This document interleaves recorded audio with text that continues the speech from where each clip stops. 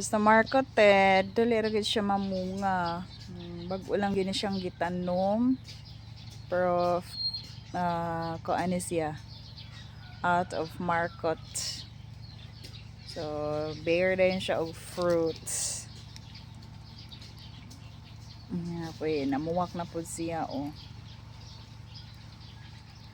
Wala gani kay ni siya nabisbisan. Kay tag sara matanda. Yan, adayntay Chinese guava nga wala siya na ipo last week ug lahos.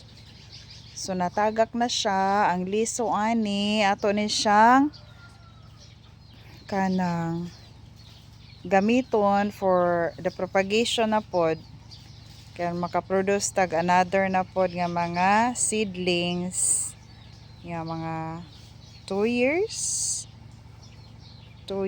or di ra kaabot no, so makabunga na sad.